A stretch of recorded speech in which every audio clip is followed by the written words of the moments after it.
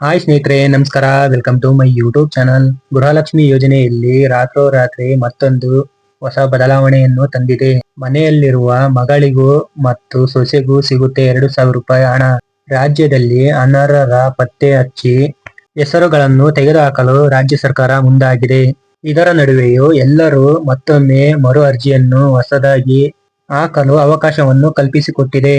ಗೃಹಲಕ್ಷ್ಮಿ ಯೋಜನೆಗೆ ಎಲ್ಲರೂ ಕಡ್ಡಾಯವಾಗಿ ಹೊಸ ಅರ್ಜಿಯನ್ನು ಸಲ್ಲಿಸುವುದು ಕಡ್ಡಾಯವಾಗಿದೆ. ಅಗತ್ಯವಾದ ದಾಖಲೆಗಳು ಏನೇನು ಬೇಕು ಅರ್ಜಿಗೆ ಹಾಕೋಕೆ, ಮರು ಅರ್ಜಿಯನ್ನು ಹಾಕೋದು ಎಲ್ಲಿ ಮತ್ತೆ ಯಾವ ದಿನಾಂಕದಂದು ಹೊಸ ಅರ್ಜಿಗಳನ್ನು ಆರಂಭಗೊಳ್ಳುತ್ತಿವೆ, ಮನೆಯಲ್ಲಿರುವ ಸೊಸೆಗೋ ಅಥವಾ ಮಗಳಿಗೋ ಹಣವನ್ನು ಪಡೆಯುವುದಕ್ಕೆ ಯಾವ ಒಂದು ದಾಖಲೆಗಳು ಬೇಕಾಗುತ್ತವೆ, ಇದರ ಬಗ್ಗೆ ಪೂರ್ತಿಯಾದ ವಿಷಯವನ್ನು ತಿಳಿಸಿಕೊಡ್ತೀನಿ. ಅದಕ್ಕೂ ಮುಂಚೆ ವಿಡಿಯೋಗೊಂದು ಲೈಕ್ ಕೊಟ್ಟು ಇನ್ನೂ ನಮ್ಮ ಚಾನಲ್ಗೆ ಯಾರು ಸಬ್ಸ್ಕ್ರೈಬ್ ಮಾಡಿಲ್ವೋ ಬೇಗ ಸಬ್ಸ್ಕ್ರೈಬ್ ಮಾಡ್ಕೊಳ್ಳಿ.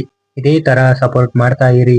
ರಾಜ್ಯ ಸರ್ಕಾರದ ಅತ್ಯಂತ ಜನಪ್ರಿಯವಾದ ಗ್ಯಾರಂಟಿಯಾದ ಯೋಜನೆ ಪ್ರತಿ ತಿಂಗಳು 2,000 ರೂಪಾಯಿ ಆರ್ಥಿಕ ನೆರವನ್ನು ಪಡೆಯುತ್ತಿದ್ದ ಎಲ್ಲಾ ಫಲಾನುಭವಿಗಳಿಗೂ ಬಿಗ್ ಅಪ್ಡೇಟ್ ಒಂದು ಬಂದಿರುವಂತದ್ದು. ರಾಜ್ಯದಲ್ಲಿನ ಸದ್ಯ 1.29 ಕೋಟಿ ಮಹಿಳೆಯರು ಯೋಜನೆಯ ಲಾಭವನ್ನು ಪಡೆಯುತ್ತಿದ್ದು, ಈ ಒಂದು ಹೊಸ ಮಾರ್ಗಸೂಚಿಯ ಪ್ರಕಾರ ಎಲ್ಲರೂ ಮತ್ತೊಮ್ಮೆ ಮರು ಅರ್ಜಿಯನ್ನು ಕಡ್ಡಾಯವಾಗಿ ಸಲ್ಲಿಸಬೇಕಾಗುತ್ತದೆ.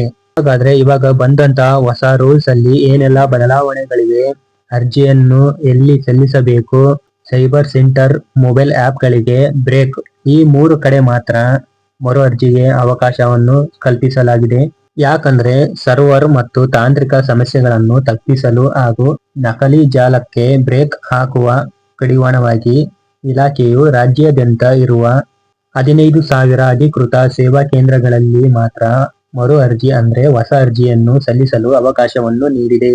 ನೀವು ಯಾವ ಕೇಂದ್ರಗಳಲ್ಲಿ ಅಪ್ಲಿಕೇಶನ್ ಹಾಕಬೇಕು ಅಂತ ನೋಡೋದಾದ್ರೆ, ಬೆಂಗಳೂರು 1 ಅಥವಾ ಜಿಲ್ಲಾ 1 ಕೇಂದ್ರಗಳು, ಗ್ರಾಮ 1, ಕರ್ನಾಟಕ 1 ಕೇಂದ್ರಗಳು. ಗಮನಿಸಿ, ಯಾವುದೇ ಖಾಸಗಿ ಸೈಬರ್ ಸೆಂಟರ್ಗಳು ಅಥವಾ ಮೊಬೈಲ್ ಆಪ್ಗಳ ಮೂಲಕ ನೀವು ಎಲ್ಲಾದ್ರೂ ಮರು ಅರ್ಜಿನ ಸಲ್ಲಿಸಲು ಈ ಬಾರಿ ಅವಕಾಶ ಯಾವುದೇ ಕಾರಣಕ್ಕೂ ಇರುವುದಿಲ್ಲ. ಗೃಹಲಕ್ಷ್ಮಿ ಯೋಜನೆಯ ಫಲಾನುಭವಿಗಳ ಮನೆಗಳಲ್ಲಿ ತಾಯಿ ಅಥವಾ ಅತ್ತೆ ಮರಣ ಹೊಂದಿದ್ರೆ ಸೊಸೆಗೂ ಅಥವಾ ಮಗಳಿಗೂ ಭರ್ಜರಿಯಾಗಿ ಚಾನ್ಸ್ ಕೊಡಲಾಗಿದೆ. ಈ ಬಾರಿಯ ಹೊಸ ಮಾರ್ಗಸೂಚಿಯಲ್ಲಿ ಸರ್ಕಾರ ಈ ಒಂದು ಪ್ರಮುಖ ಮತ್ತು ಮಾನವೀಯತೆಯ ಬದಲಾವಣೆಯನ್ನ ತಂದಿದೆ. ಇದಕ್ಕೂ ಮುಂಚೆ ಯಾರೆಲ್ಲ ಗೃಹಲಕ್ಷ್ಮಿ ಯೋಜನೆಯ ಹಣವನ್ನು ಪಡೆಯುತ್ತಿದ್ದ ಅತ್ತೆ ಅಥವಾ ತಾಯಿ ಒಂದು ವೇಳೆ ಮರಣ ಹೊಂದಿದ್ರೆ ಅವರ ಮುಂದಿನ ವಾರಸುದಾರರು ಸೊಸೆ ಅಥವಾ ಮಗಳು ಈ ಯೋಜನೆಯ ಲಾಭವನ್ನು ಮುಂದುವರಿಸಬಹುದು. ಹಾಗೆ ಇವರು ಅರ್ಜಿ ಸಲ್ಲಿಸುವ ವೇಳೆ ಸೊಸೆ ಅಥವಾ ಮಗಳ ಹೆಸರು ಕಡ್ಡಾಯವಾಗಿ ರೇಷನ್ ಕಾರ್ಡ್ ಚೀಟಿಯಲ್ಲಿ ಉಲ್ಲೇಖವಾಗಿರಬೇಕು. ಯಾರೆಲ್ಲ ಹೊಸದಾಗಿ ಮತ್ತೊಮ್ಮೆ ಅರ್ಜಿ ಸಲ್ಲಿಸಲು ಅರ್ಹರಲ್ಲ, ಇನ್ಕಮ್ ಟ್ಯಾಕ್ಸ್ ಮತ್ತು GST ಅನ್ನು ಯಾರ್ಯಾರು ಕಟ್ತಾ ಇದ್ರೋ ಅಂತಹ ಮಹಿಳೆಯರಿಗೂ ಅಥವಾ ಅವರ ಪತಿ ಈ ಯೋಜನೆಗೆ ಅರ್ಹರಲ್ಲ. ಕಾರ್ಡ್ ವರ್ಗಾವಣೆ ಆದವರು, ಆದಾಯ ತೆರಿಗೆ ಕಾರಣದಿಂದಲೇ BPL ಕಾರ್ಡ್ನಿಂದ APL ಕಾರ್ಡ್ ವರ್ಗಾವಣೆ ಆದ ರೇಷನ್ ಕಾರ್ಡ್ ದಾರರು ಹೊಸದಾಗಿ ಅರ್ಜಿ ಸಲ್ಲಿಸಿದರೂ ಅವರ ಅಪ್ಲಿಕೇಶನ್ ಅನ್ನು ರಿಜೆಕ್ಟ್ ಮಾಡಲಾಗುತ್ತದೆ. ಮರು ಅರ್ಜಿ ಹಾಕಲು ಕಾರಣ ಏನು ಅಂತ ಕೇಳೋದಾದ್ರೆ, 51,000ಕ್ಕೂ ಹೆಚ್ಚು GST ಮತ್ತು ಇನ್ಕಮ್ ಟ್ಯಾಕ್ಸ್ ಪಾವತಿದಾರರು ಅನರ್ಹವಾಗಿದ್ದರೂ ಕೂಡ ಅವರು ಗೃಹಲಕ್ಷ್ಮಿ ಯೋಜನೆಯ ಈ 2,000 ಹಣವನ್ನು ಪಡೆಯುತ್ತಿದ್ದರು.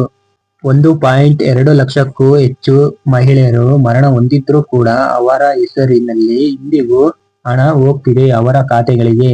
ಆ ಒಂದು ಹಣ ಇಂದಿಗೂ ಅವರ ಮನೆಯಲ್ಲಿ ಹಣ ಡ್ರಾ ಆಗುತ್ತಿರುವುದು ಪತ್ತೆಯಾಗಿದೆ. ಇಂತಹ ಅನರ್ಹರನ್ನು ಗೃಹಲಕ್ಷ್ಮಿ ಯೋಜನೆಯ ಪಟ್ಟಿಯಿಂದ ಸಂಪೂರ್ಣವಾಗಿ ಕೈ ಬಿಡಬೇಕು ಎಂದು ಮರು ಅರ್ಜಿಗೆ ಸರ್ಕಾರ ಮುಂದಾಗಿದೆ.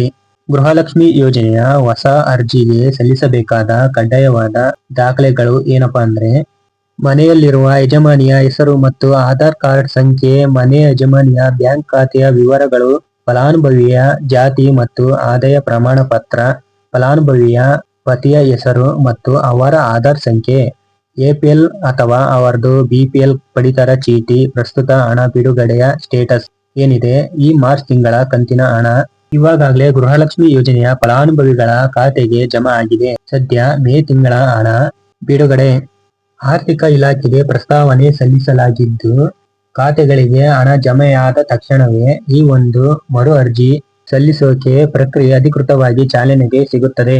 ಇದರ ಜೊತೆಗೆ ನೀವುಗಳು ಬಯೋಮೆಟ್ರಿಕ್ ಕೂಡ ಕೊಡಬೇಕಾಗುತ್ತದೆ. ಇದೇ ತರ ಹೊಸ ಹೊಸ ಅಪ್ಡೇಟ್ ನ ತಿಳಿಸ್ಕೊಡ್ತಾ ಹೋಗ್ತೀನಿ. ವಿಡಿಯೋ ಇಷ್ಟ ಆದ್ರೆ ಲೈಕ್ ಮಾಡಿ, ಇನ್ನೂ ನಮ್ಮ ಚಾನಲ್ಗೆ ಯಾರು ಸಬ್ಸ್ಕ್ರೈಬ್ ಮಾಡಿಲ್ವೋ ಬೇಗ ಬೇಗ ಸಬ್ಸ್ಕ್ರೈಬ್ ಮಾಡ್ಕೊಳ್ಳಿ.